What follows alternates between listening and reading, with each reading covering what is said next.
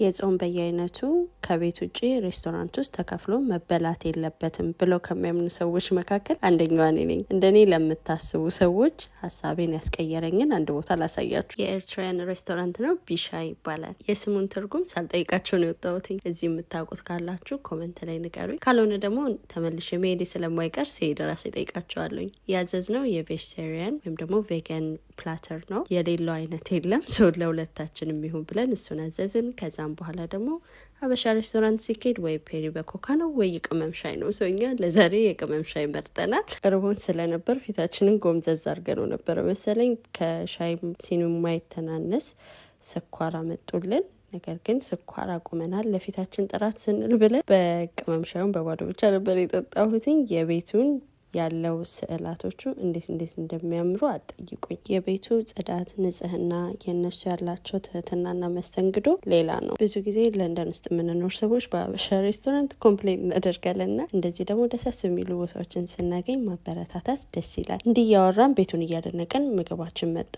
እንደዚህ አይነት ትሪ ኤግዚስት እንደሚያደርግ ራሱ አላውቅም ነበር። በጣም ትልቅ ነው፣ ለሁለት ሰው በጣም ብዙ ነው እና ከሁሉም አይነት ሳይሳሱ ሳይቆጥቡ በደንብ አብዝተው ነበር የሰጡንና እንደተራብን ፊታችን የዜና ያለ ያስታውቃል እንዴ ነው የሚያስብለው። ከምግቡ ብዛት አይነት ከየትኛው መጀመር እንዳለብኝ ግራ አጋብቶኝ ነበረ።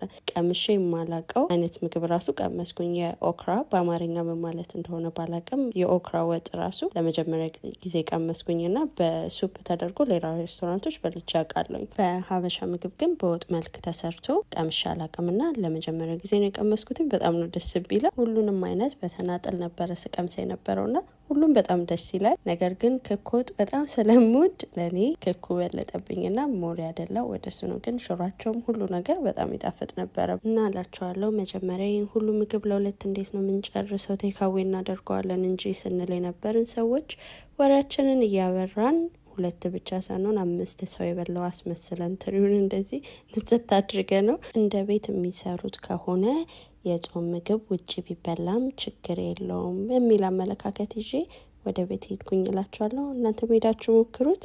መልካም ምሽት ይሁንላችሁ። ቻው።